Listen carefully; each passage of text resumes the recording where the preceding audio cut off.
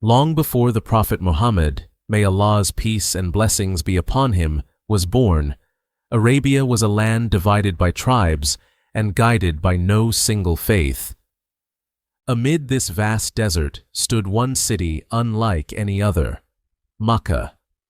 It was not the largest nor the wealthiest, but it held something far greater, the house of Allah, the Kaaba, a sanctuary of peace built centuries earlier by Prophet Ibrahim and his son Ismail, peace be upon them both.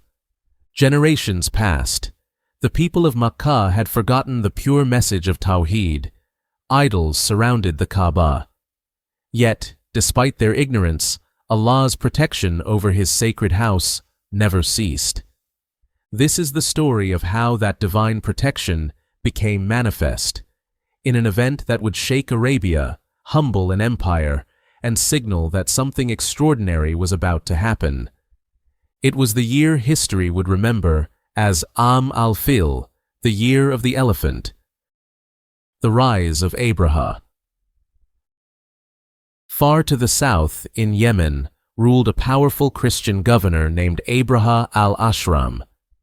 He was appointed by the Abyssinian king after Abyssinia, today's Ethiopia, conquered Yemen. Abraha was a man of ambition and arrogance. Seeing that the Arabs made pilgrimage to the Kaaba each year, bringing trade and honor to Makkah, he desired to divert that glory toward his own land. To achieve this, he built a magnificent church in Sana'a, Al-Kulays, named for its towering polished walls. It was said to be the grandest structure in all of Arabia, decorated with gold, marble, and precious stones. Abraha declared that no Arab should travel to Makkah again.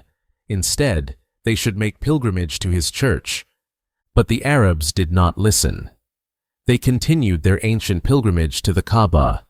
Some even mocked Abraha's attempt to replace the sacred house built by Ibrahim, peace be upon him. It is said that an Arab man, in protest of Abraha's attempt to divert pilgrimage away from the Kaaba, desecrated his church. When Abraha heard this, his pride turned to fury, and he vowed to destroy the Kaaba. He swore he would march upon Makkah, destroy the Kaaba, and make Al-Kulays the center of worship in Arabia. The March of the Elephant Army. Abraha assembled a massive army, 60,000 men, armored horses, and 13 mighty elephants brought from Abyssinia. The largest among them was named Mahmud. The sight of such a creature was unknown to the Arabs, for elephants had never been seen in the Arabian Peninsula before. As the army advanced northward toward Makkah, tribes along the way tried to resist, but none could withstand the power of Abraha's forces. City after city fell, until Abraha reached the outskirts of Makkah. At a place called Al-Mugammis, he sent his soldiers to seize the property of Quraysh. Among the spoils were 200 camels belonging to the noble leader of Quraysh. Abdul Muttalib, the grandfather of Prophet Muhammad, may Allah's peace and blessings be upon him. Abraha then sent word to summon Abdul Muttalib for negotiation. When the Makkan leader entered Abraha's tent, he was a man of calm dignity and commanding presence. Even Abraha, who had come as a conqueror, rose from his throne to greet him with respect. Abraha asked through his interpreter, "What do you wish to speak about?" Abdul Muttalib replied, "I come to request the return of my camels that your men have taken." Abraha was astonished. He said, "I was impressed by your appearance, but now I am disappointed. You speak to me of your camels, and say nothing about your house, the Kaaba, that I have come to destroy." Abdul Muttalib answered with words that would echo through history. "I am the owner of the camels. The house has its lord, and he will protect it." Abraha returned the camels and sent Abdul Muttalib away. The Quraysh, knowing they could not stand against such an army, withdrew to the surrounding hills, trusting in Allah's protection. Allah's protection of his house.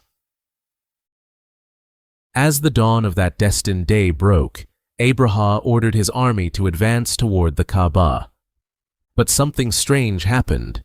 The lead elephant, Mahmud, refused to move. They beat him, urged him forward, but he would not take a single step toward Makkah. Yet when they turned him toward Yemen or Syria, he would immediately rise and walk. It was as if the animal itself knew the sacredness of the house it was being commanded to destroy. Then, as Abraha's men tried again, the sky darkened. From above appeared flocks of birds, a babel in countless numbers. Each bird carried small stones of baked clay, one in its beak and two in its claws. They descended swiftly upon the army, releasing their stones with precision. Each stone struck with divine power, piercing armor, flesh, and bone. Men fell where they stood. Panic spread through the ranks. The once mighty army broke apart in terror, scattering in every direction. The Quran records this event in Surah Al-Fil, saying, "Have you not seen how your Lord dealt with the companions of the elephant? Did he not make their plan go astray?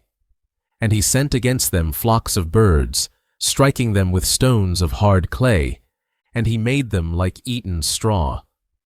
By the time it was over, the proud army of Abraha was utterly destroyed. Those who survived were left diseased and disfigured. Abraha himself fled, his body decaying as he returned toward Yemen, where he died in disgrace. No human hand had defended the Kaaba that day, only Allah, Lord of the worlds. Aftermath and the lessons of the Year of the Elephant. The news of this event spread across Arabia like wildfire. Every tribe spoke of how the Almighty had protected His house. Even those steeped in idolatry acknowledged the divine nature of what had occurred. For no army, no empire, could stand against the will of Allah. That year became forever known as Al-Fil, the Year of the Elephant. It was a year that marked the end of one era and the quiet beginning of another. Only weeks or months later, scholars differ slightly on the timing, a child was born in Makkah. His name was Muhammad ibn Abdullah, peace and blessings be upon him. He would grow to become the final messenger, the seal of the prophets, through whom Allah would restore the light of guidance to mankind. And so, the Year of the Elephant was not only a story of divine protection, it was a prelude to prophethood. It was Allah's way of showing that He guards what is sacred and that He prepares the path for His chosen ones in ways beyond human understanding. Reflections and meaning. From this story, every believer learns a timeless truth. No matter how great the power of man may appear, it is nothing before the power of Allah. Abraha had elephants, armies, and pride, but Allah had His decree. When Allah wills to protect something, He needs no human defense. This event also reminds us that Allah's plans unfold with purpose. The same year He destroyed the army of arrogance, He allowed the birth of the Prophet of mercy. Destruction and renewal came side by side. Darkness swept away so light could shine once more. Even today, when we recite Surah Al-Fil, we remember that divine power does not depend on numbers, weapons, or strength. It depends only on Allah's will. The house that Ibrahim, peace be upon him, built remains standing, visited by millions of believers each year, proof of Allah's eternal protection and the fulfillment of His promise. The story of the Year of the Elephant stands as a reminder that Allah's plans are perfect, His protection unmatched, and His wisdom far beyond human sight. It was the year the Kaaba was saved, and the year a new dawn began for mankind.